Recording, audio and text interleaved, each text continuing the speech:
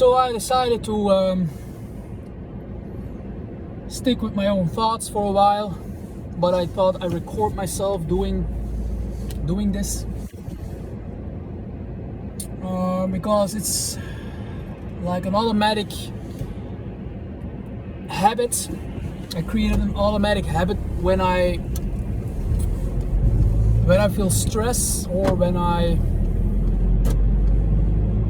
doubt myself or have questions. I always turn to YouTube. And so I thought maybe I just should be quiet and stick to my own thoughts and see what comes up, because I'm always getting that input from other people and advice from other people, which is not always bad, but sometimes it's also not that good, because you get so many inputs from all these different peoples with all these different backgrounds that you stop listening to your own, what lives inside of you or in me. So I have to really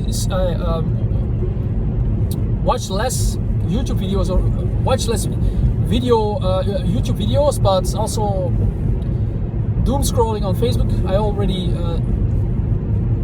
erased my Facebook on my phone, because when it's on my phone I am easily like trapped in scrolling, because then the next thing comes up and then oh that's interesting, and before you know you're just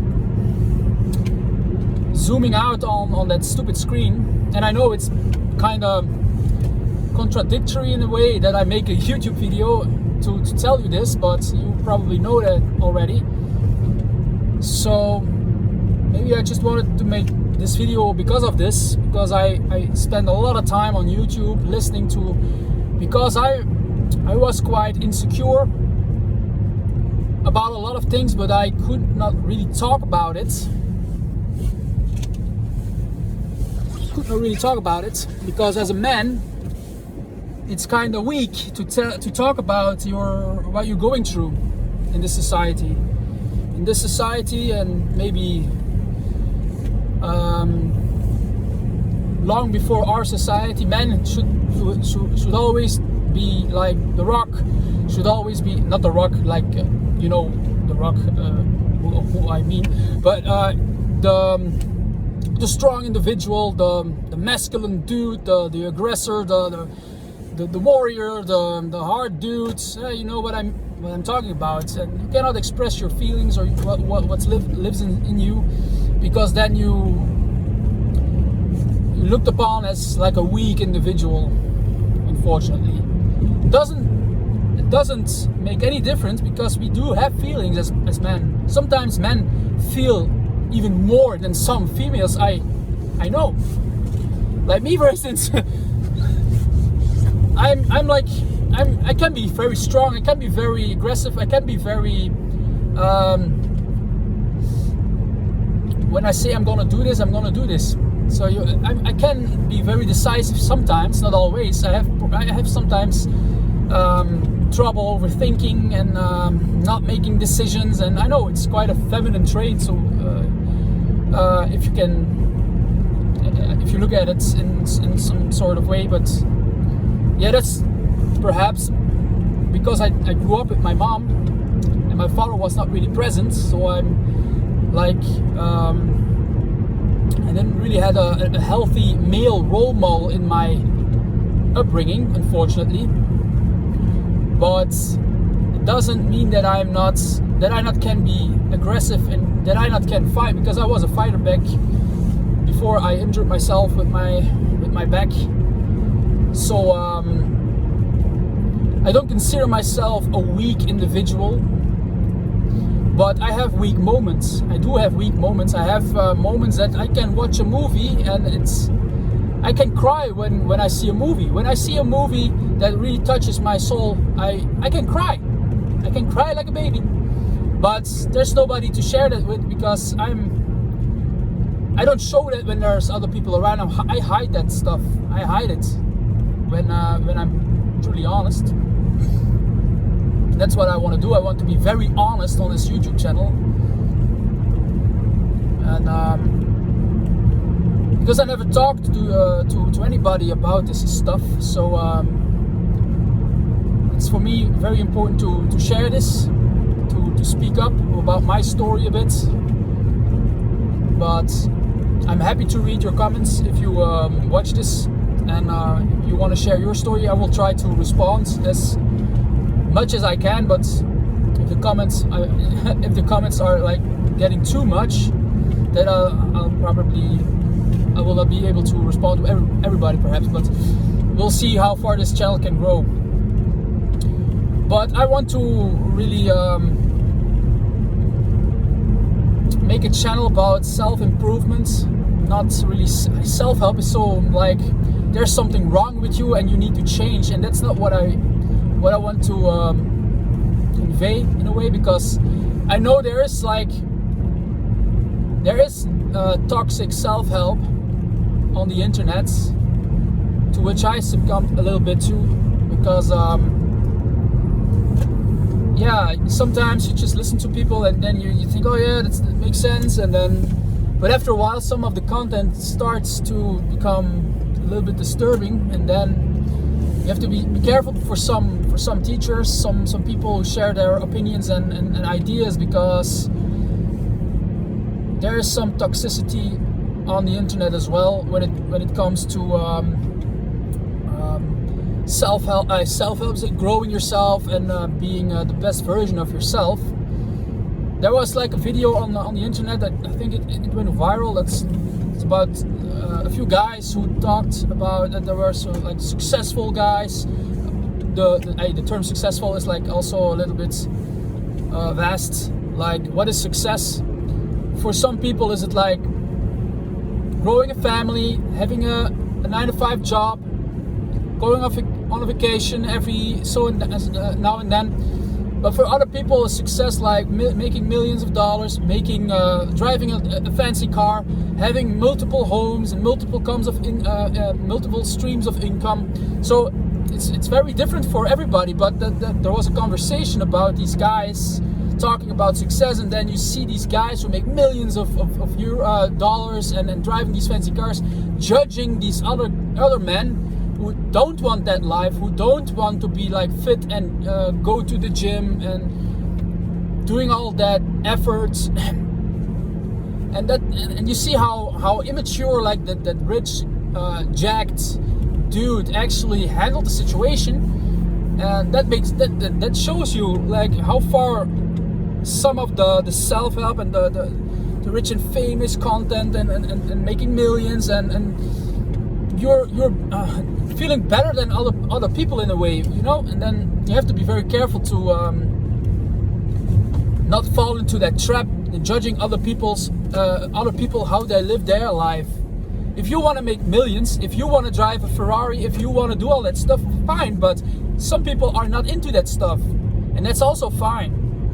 And that's what I want to try to say in this video as well, that self-help can be constructive, but it cannot be destructive, depending on how and to who you listen to, and also how you interpret things. So but yeah,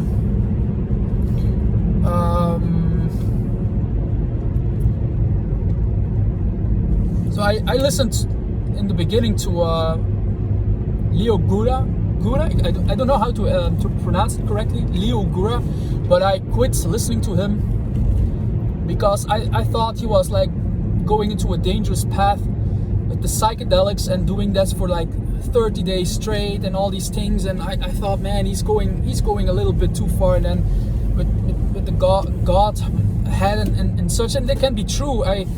I also dived into that material of psychedelics, but you have to be very, very, very careful what you do with this stuff, and especially to share this on the internet with so many vulnerable people who maybe think, oh, maybe I should try this as well, and do crazy stuff without knowing, and maybe die, or in the worst case. So yeah, so I quit listening to him because in the beginning he had very, very good content, I thought, but eventually he lost.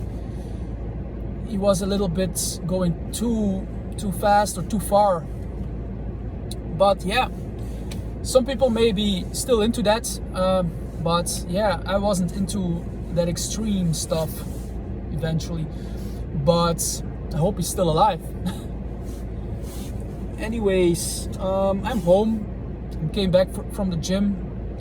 I stayed a little longer than I used to because I met a guy over there and we were talking. It was quite interesting, and so yeah, that was like, it was a fun experience. We also talked a bit about porn and stopping with porn and such. So it was quite interesting because he was a bit younger than me. I guess it was in his early 20s, but he's also becoming aware of that stuff, perhaps. But he still is a young kid and he likes to go out and party and looking for chicks. But I'm a bit past that phase, I guess, because I was never really that successful with women.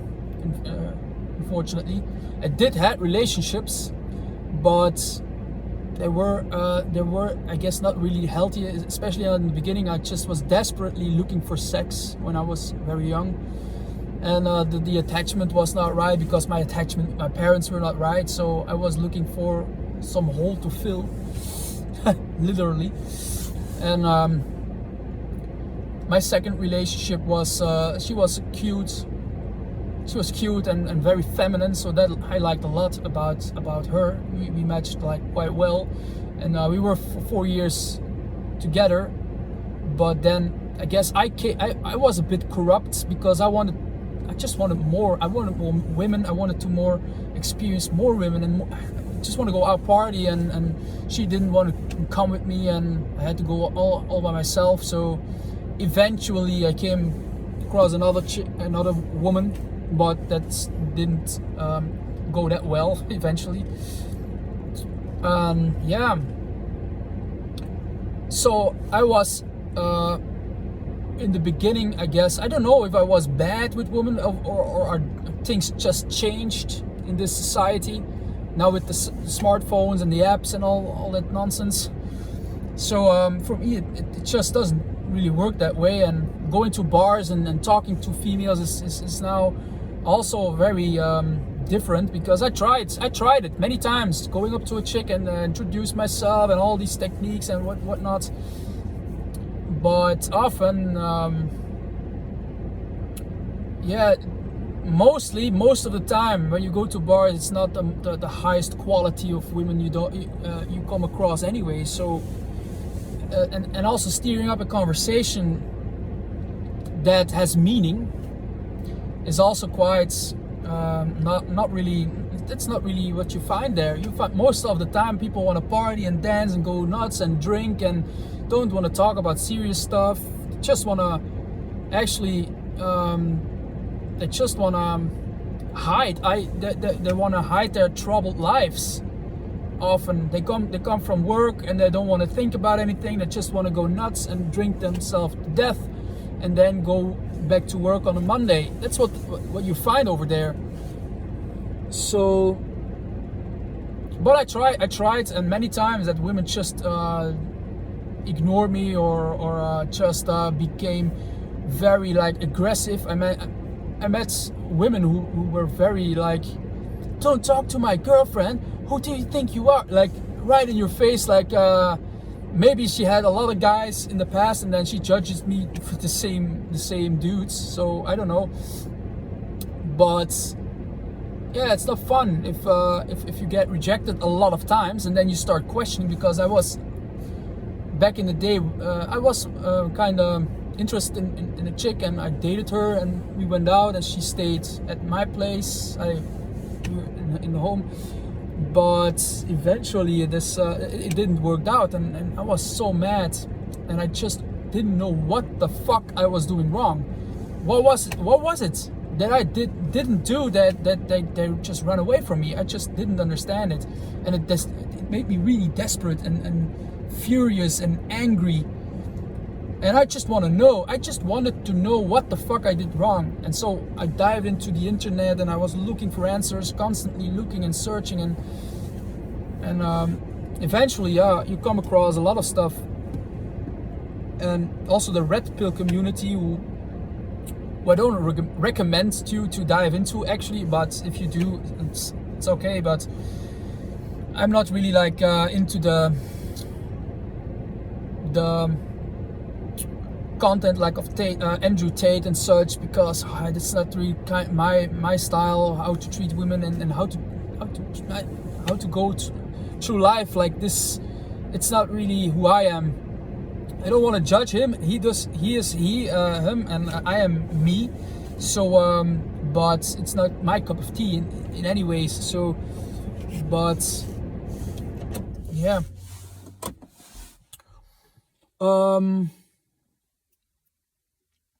but yeah, the red pill community is quite toxic, because that will in a way confirm your experiences with women, and you can like relate with other guys and then hate on other women and say, yeah, they're the problem, and so that you don't need to change anything or read a book about relationships or yourself. So you can always blame the women. And I don't say the women aren't the problem, because many women are so indoctrinated in this culture that they can treat men like just like crap. Like they think women are more valuable and then can profit off of a man, and really use a man just for their own sake, for their own benefits, and that's not okay. And in the red pill community, you will find confirmation, but that can lead to very resentful and hateful ideas towards women if you look at it too much. And I looked at it and I became like, I saw every woman as a potential demon. And that's also not a place where you want to end up, because if you focus on all these things, on all these negative things, then you will see more of that in your reality. I'm very sure that works. That it's like when you want to buy a car, when you're interested in some type of car, you will see that car when you drive by some in the streets or so. You will spot that car, like that brand, that model, and you will notice it around you. It's always been there, but now your focus is on that, and then you will see it more. And I guess with behavior it's just the same. When you focus on narcissistic content, constantly thinking about how evil people can be, how evil you will see everywhere. You will see it everywhere, and you will really live in a hell. Not trusting anyone, not trusting. Yeah, maybe I'm a bit there as well. I don't know. I have moments that I don't really trust people because of all the shit that I had to go through. But it made me who I am today. It's not that I hate myself. Absolutely not. I don't hate myself.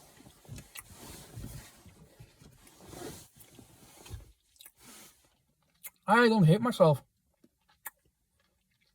I had moments of depression when I was very young,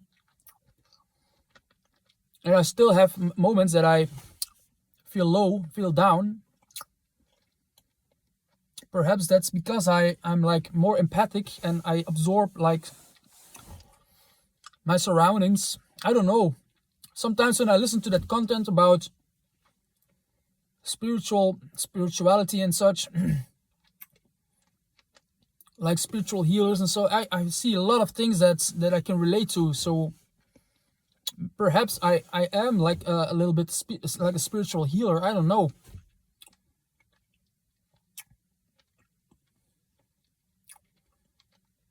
Could be. Anyways, I'm digressing.